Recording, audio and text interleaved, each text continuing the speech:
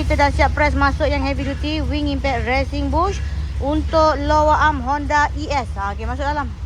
Honda Civic ES ataupun Honda Stream RN6 dah siap press masuk yang heavy duty. Kita bagi 1 tahun warranty. Repair rim boleh, nak cat sport rim pun boleh. Yang ini Honda City, dia pasang brake depan dengan belakang. Depan dengan belakang. Ni Honda mana ni bang? Honda mana ni? Ini orang datang-datang. Ini orang hantar barang saja. Aku tak nampak dia punya kereta sini. Pergi hantar luar sana. Itulah aku pun macam pelik juga ni. Okay.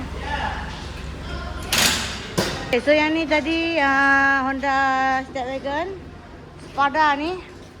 Yang besar dia kita dah press masuk bush lower arm. Heavy duty yang besar, yang bahasan besar saja dah siap. So yang ni kita ada Honda CVFD. Dia nak service adjustable BC Racing. Tak elok bang. Tak elok bang, pusing bang. BC Racing bang. Selok dulu dalam tu, boleh service ke tak boleh service? Selok cover je. Yang ni yang tu selok dah. Okey, kalau ada macam ni boleh servis tu nampak ada, boleh. Okey, tengok dulu semua barang dia cukup ke tak ni. Bila bor ke apa benda bush dia ada koyak ke, bagi tahu owner. So yang ni Proton S70. Dia tukar start bush saja. Myvi lama ni pasang brake.